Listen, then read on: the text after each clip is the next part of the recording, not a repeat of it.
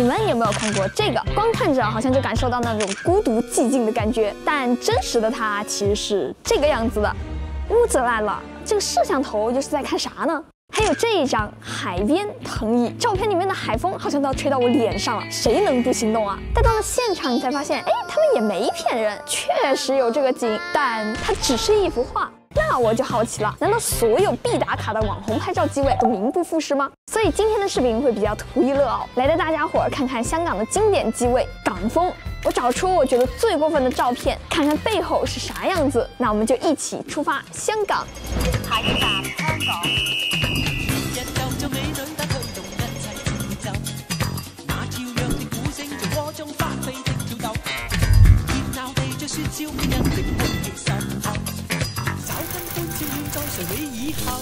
第一张照片，怪兽大厦，很帅吧？层层叠叠、令人窒息的高楼，再加上狭小的天空，这真的非常符合我们对香港的一个刻板印象。而它实际的地方呢，在这里。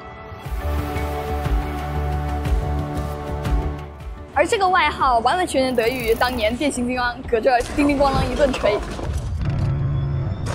今天比较不一样的是，我不止自己一个人过来了，我还找了一个香港本地的向导肚子宝宝。Hello， 我是 B 站肚子宝宝，我是吹水区 UP 主啊。今天我们2极反转一下，就 Cherry 这个深圳本地人带我这个香港本地人，我们一起游历一下香港。我们跟着我们镜头 ，Let's go。在雨中。那现在这里就是怪兽大厦这些网红照片的机位啦。实际上这里就是一个很普通的住宅楼，给人的感觉就像是自家的楼下，唯一的区别就是自家楼下应该是不会每天都有人来拍照的。不知道网红拍照点现实的这一面符不符合你们的预期呢？但是这些网图为了出格是真的拼了，就比如说这一张4面环绕，非常压抑。但真实的怪兽大厦只有3面有房子，楼层也只有20层不到的样子。还有这张飞机从楼中间穿过去，很帅对吧？但我查了一下，基本只有很少的几架过境的飞机会从怪兽大厦的上空飞过。肉眼能看到的就只有一点点大，网上能看到的怪兽大厦里的飞机，特别是这么大的，全都是后期模仿，这飞机都是老演员了。然后还有一点值得注意的是，也许是因为过去来这里拍照打卡的人太多了，所以业主们是在这儿贴了个禁止拍照、禁止飞无人机的公告。不过因为周围本身人流量也比较大，这里也不是封闭小区。据我观察呢，如果你不妨碍到当地居民的生活，安安静静、非常文明的拍完就走，这里的居民其实对来打卡的游客还是非常友善的。还有个师傅很热情的跟我们的镜头打了个招呼。屏幕前有没有本地的小伙伴？你们会不会反对来拍照的人呢？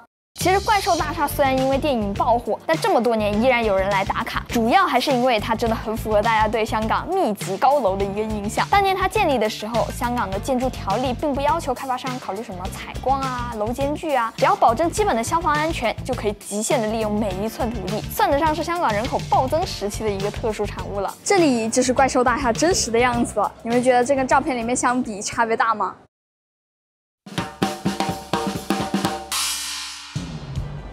那么现在是这个，先来给大家介绍一下，这里的名字非常的有意思，彩虹村。这个村是村的一体字，一般来说在香港这边会用在小区或者是街道上。据说啊，几十年前这里还是一大片农田的时候，只要下雨，这里就经常能看到又大又圆的彩虹。所以当年的设计师就把彩虹村的楼房设计成了不同的颜色，并且命名成彩虹村。甚至后来这里的地铁站也是因为有这个彩虹村，再被命名成了彩虹站。更有意思的是呢，彩虹村的这11栋楼名字都和颜色有关系，什么紫薇楼、白雪楼、翠城楼，巴拉巴拉巴拉的。好家伙，每一个楼都可以拿出来当一个茶餐厅了。甚至这里面的7条路也是以彩虹颜色作为首字的，什么红梅路、橙花路、黄菊路。这个图片我看到的时候都有一种哇，非常无忧无虑，然后有种动漫里面那种夏天标准色的感觉，非常清爽的那种 feel。但其实它最真实的样子是这样子的。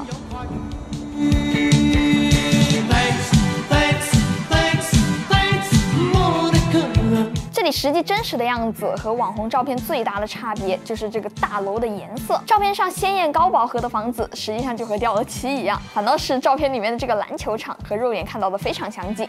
它这个篮球场的维护真的很不错。就我一过来的话，第一眼就是被这个篮球场给吸引到了。地面很鲜艳，而且没有破皮。但是呢，这个大楼的颜色，高情商就是刚上色的时候应该很好看的。但感觉这样子还不够过瘾，我要把饱和度拉到跟那个照片一样的那种鲜艳程度。不過很有意思的是，我來的時候還遇到2位同樣來這裡打卡的香港本地人。咁你哋係專登嚟到呢邊拍攝嘅定係？因為知道就係拆。啊，呢個就係拆，即係成棟樓拆晒定係？即係已經冇咗呢個廠，再重建翻。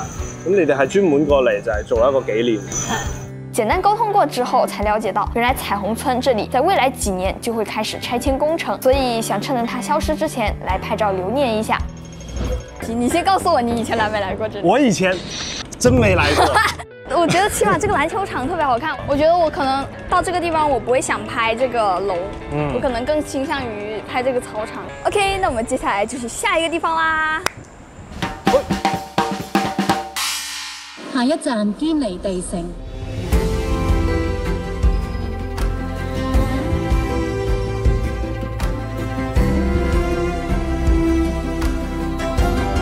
有沒有小伙伴猜出來這些視頻實際上是什麼樣的呢？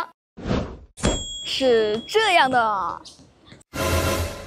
這個拍照點，如果不是提前找到了很詳細的指引攻略，我是絕對想不到它居然會在這麼個看起來很普通的籃球場裡面。按照我之前結合照片的想象，我本來以為它應該會是在一個斜坡的路邊。現在我們看到後面排隊的地方，就是所謂的機位。你們看，現在已經有這麼多人的情況下，還在源源不斷的有人過來，估計有人要拍不到日落嘍，是不是就很離譜？你想不到這裡可以出片，它就是一個很普通的籃球場啊！不知道是誰先發現的，這有一個可以懟長焦的機位，哎，往那個網子上面一貼，然後手機開個長焦，然後就可以拍到一個這樣子的畫面。好看是挺好看的，但是你們覺得這個值得嗎？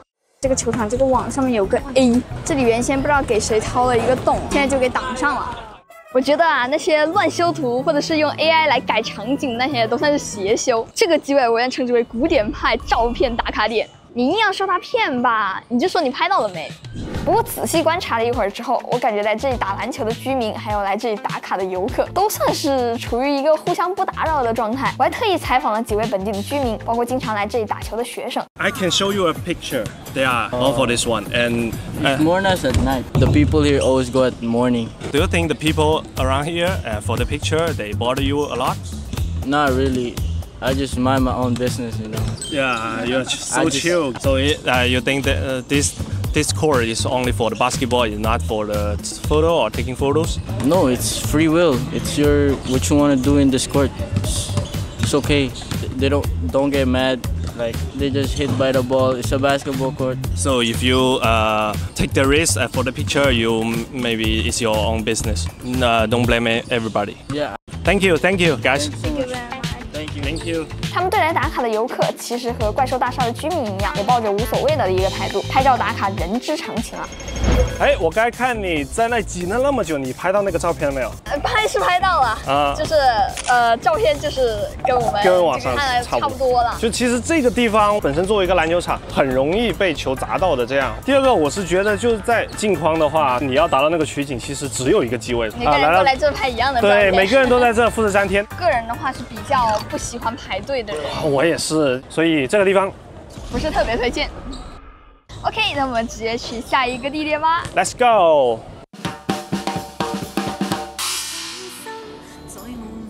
那我现在在的这里呢，就是香港的中环街市，也是这一张照片的拍摄点。其实你们别看这个地方看起来都挺新的，中环街市是香港现存最久的街市之一。大概在1842年的时候，第一代中环街市就已经建立了。当时它其实只是个菜市场而已。而现在的这个样子呢，据说是经过了2次重建之后，1939年建成了，距今也已经有86年了。不得不说，这个设计实在是太经得起时间的考验了。中环街市这里应该是目前为止我觉得现实最符合网红照片的地方了。周边有很多商店，网上在这里的照片也没有特别多过分的后期魔法。你看，这就是传统派，咱拼的是构图，拼的是创意。因为这里算是很核心的商业区，如果能在这里拍出原创的好照片，那你的摄影技术是非常值得肯定的了。除此之外，还需要注意的就是这里经常会有一些宣传活动，像今天就放置了一个广告牌，那就没有办法复刻了。但是运气比较好的是，今天的这个钟呢还在。不过据说这个钟平时就是经常会送去检修的啦，所以说经常有看到别人说，哎，这个钟怎么一下子有一下子没有的呢？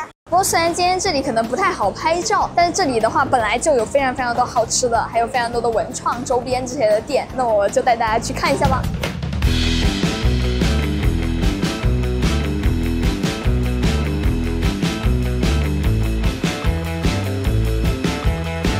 宝哥赠予我的5块钱硬币，大家懂了吧？2个啊。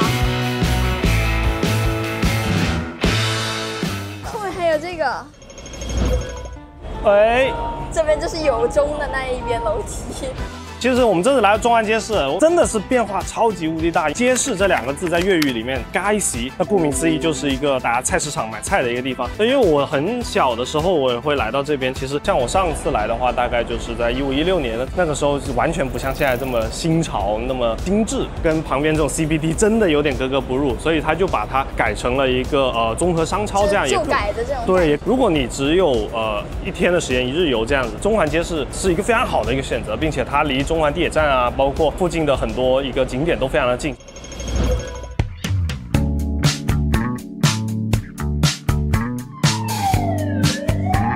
OK， 最后我们赶在蓝调时刻到的这个地方呢，就是礼贤教堂。哎，那这个时候你是不是想问我教堂在哪儿呢？没错，它就在远远的路的尽头。距离这里大概500米的地方，肉眼几乎不可见。要拍到它，至少得拿一个200毫米的长焦来，就跟建立地城一样的逻辑啊，就是那种古典派照片打卡点。但你肉眼看的话，几乎是看不到的。也就是说，这个照片只能给朋友圈的大家享受了，你自己是享受不到的了。除了肉眼看不到以外，这个今天最难崩的是没开灯。网红照片上面教堂的灯居然没有开，一下子这个视觉重心就消失了。我来的时候已经有很多人在等教堂开灯了，有的甚至已经等了1、2个小时了。现在天都黑了，灯也没打开。而且因为它这个开灯时间完全随机，我也没有看到有什么公告之类的，所以这里的出片效果就真的纯看你的运气了。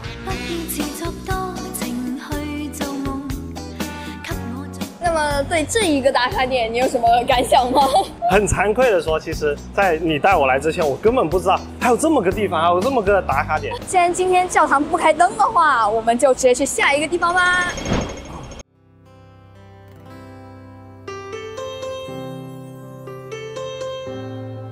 如果说前面的香港是更加繁华一点、更加现代一点的话，那这一个让我们一起来回到90年代，我们记忆里面那个充满霓虹灯的东方之珠。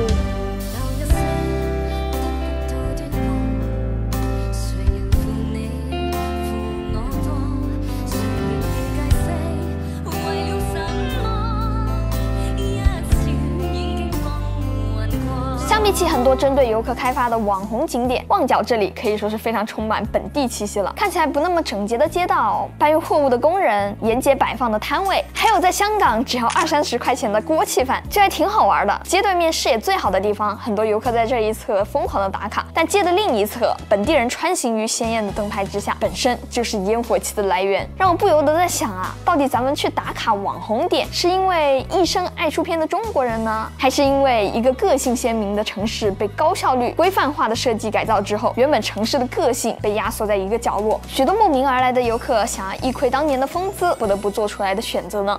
不得不说啊，霓虹灯的香港真的是很符合我小时候对香港的一些回忆。经过影视飓风的科普，应该还有很多的小伙伴也知道，霓虹灯的制作还被香港列入了非遗。不过有点遗憾的就是，它被列入的非遗，也就意味着它即将要淡出我们的视野了。最近10几年，其实香港的霓虹灯招牌数量一直都在锐减，现在几乎只有零星一点的霓虹灯招牌还存在了。旺角这里算是比较集中的一个部分。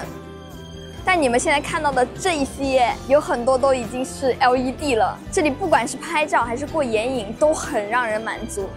怎么说呢？这个地方最让人觉得失望或者是遗憾的，主要还是和记忆的一个错位吧。你们看，这边有很多霓虹灯，是吧？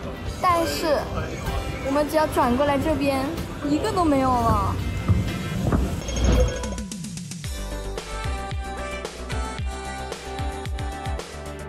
那平时你在香港的话，会去哪些地方玩呢？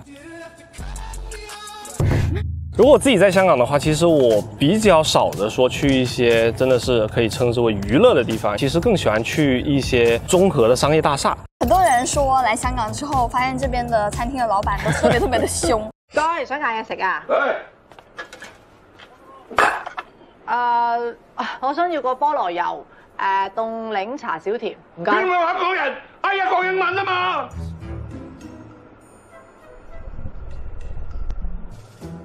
这个东西本地人解释一下。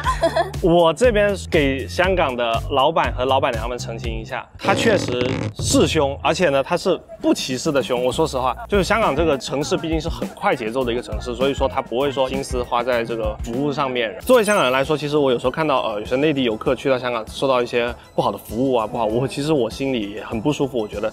就是都2025年了，服务态度还是这样的，你怎么能成体统呢？或者是你怎么去跟内地的那种服务业去斗呢？归根结底，你还是有一个旅游业的这个旅游城市的一个名号在这里的。所以说，我觉得香港服务这一块必须要去做一个。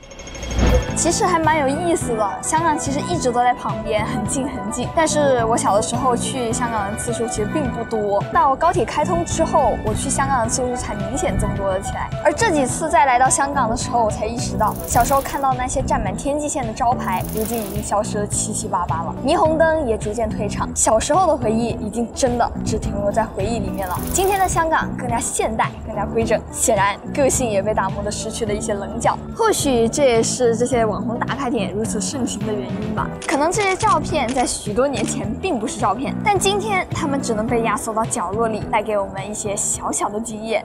那么好啦，这期视频到这里就结束啦，记得给我和肚子猫宝点赞3连关注哦。那我们下期视频见吧，拜拜。